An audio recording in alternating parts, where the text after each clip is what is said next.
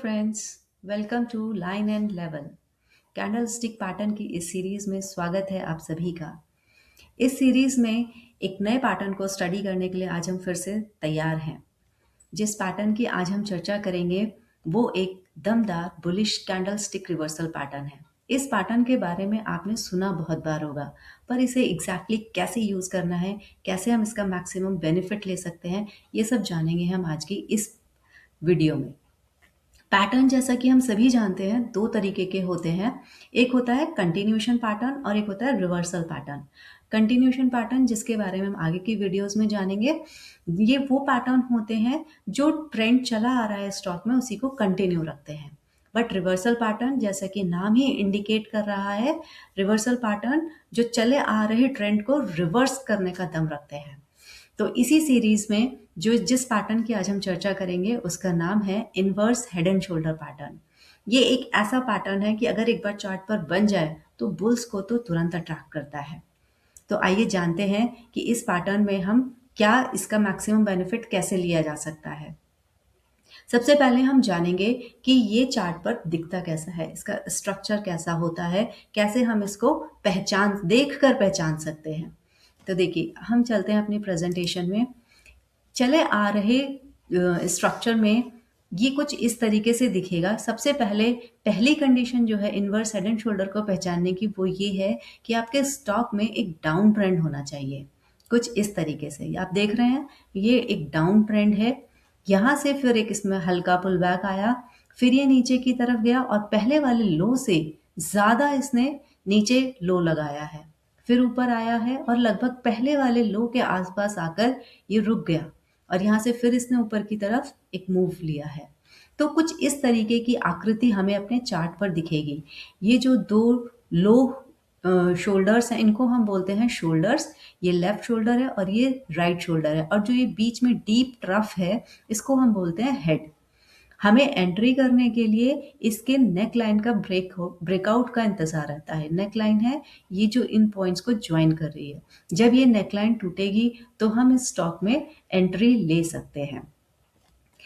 इसके लिए हमें एक और चीज का ध्यान रखना है कि जो हमारी ब्रेकआउट कैंडल होगी वो उस पर एक अच्छा वॉल्यूम आना चाहिए। जैसे कि मैं हमेशा कहती हूँ कि ब्रेकआउट कैंडल की कंफर्मेशन के लिए ज़रूरी है कि हमें उस पर एक अच्छा वॉल्यूम दिखे।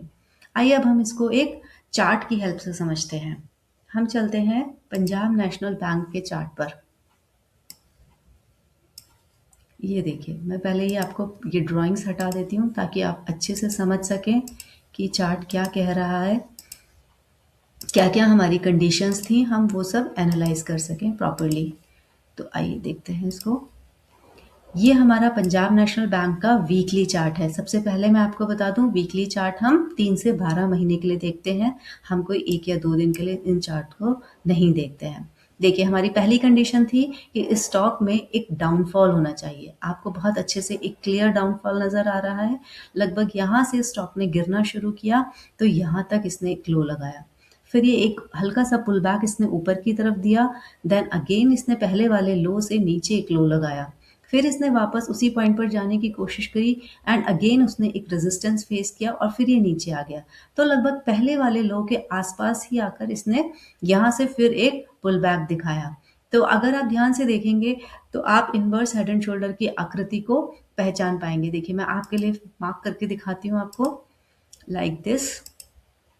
ये इसका लेफ्ट शोल्डर, यहाँ पर हम इसका हेड मार्क करेंगे तो कुछ इस तरीके से हेड मार्क हो जाएगा, और ये है इसका राइट शोल्डर।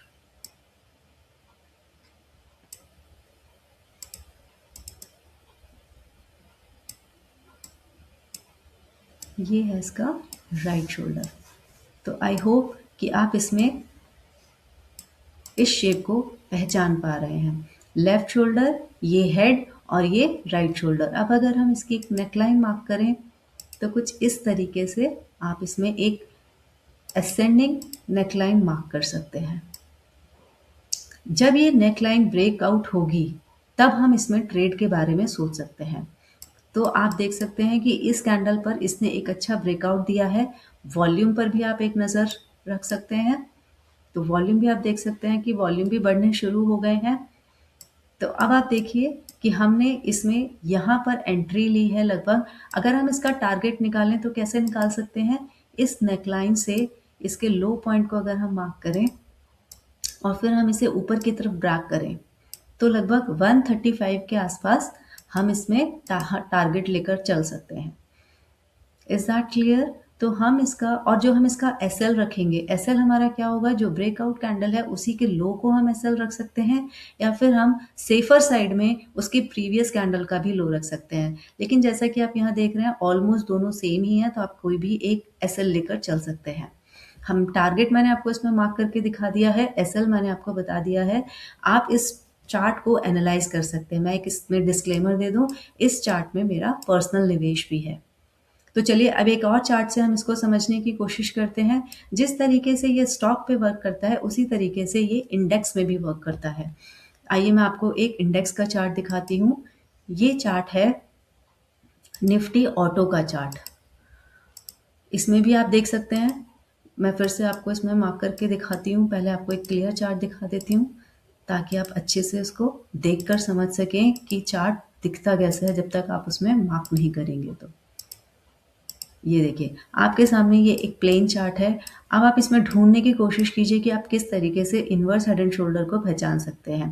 पहली कंडीशन फिर से वही डाउन ट्रेंड होना चाहिए, फिर यहाँ पर आकर एक कंसोलिडेशन, देन पिछले वाले लो से एक नीचे लो लगा और फिर वहीं पर आकर एक इसने राइट शोल्डर बनाने की कोशिश की। अब हम इसमें देखिए मार्क करते हैं तो कुछ इस तरीके से आपको दिखेगा। ये इसका लेफ्ट शोल्डर हो गया, ये इसका हेड मार्क कर दिया हमने, एंड देन अगेन ये इसका राइट शोल्डर हो गया। ज़रूरी नहीं है कि लेफ्ट और राइट शोल्डर आपको एग्जैक्टली सेम देखेंगे, बट आप देख सकते हैं मोर और less they are equal. Now we are going to mark its neckline. इसमें एक सीधी लाइन ड्रॉ हो गई है, वरना ये लाइन असेंडिंग डिसेंडिंग किसी भी तरीके की हो सकती है। तो अब इसमें हमारी एंट्री कहाँ पर बनेगी? इस कैंडल पर हम एंट्री ले सकते हैं। तो चलिए इसका भी हम टारगेट मार्क करने की कोशिश करते हैं। ये इसका नेकलाइन का ब्रेकआउट एंड ये इसका लो प्राइस, इसी को ऊपर की तरफ ड्रैग करेंगे तो कुछ इस तरीके से हम इसका टारगेट मार्क कर सकते हैं 28,100 के करीब इसका। और अगर आप ध्यान से देखेंगे तो इस वीक हमने इसका टारगेट अचीव भी कर लिया है। तो कुछ इस तरीके से आप इन चार्ट्स को देख सकते हैं। आई होप कि मैंने इस वीडियो में आपके साथ कुछ नॉलेज शेयर की है। अगर आपको ये नॉलेज पसंद आई है तो प्लीज़ मेरी वीडियो को अपने फ्रेंड्स के साथ ज़रूर शेयर करें। अगर आप मेरे चैनल पर नए हैं तो इसे सब्सक्राइब करना ना भूलें। फिर मिलेंगे एक अगली ऐसी ही किसी नॉलेजेबल वीडियो में। तब तक के लिए do take good care of yourself, keep studying, keep investing. Thank you.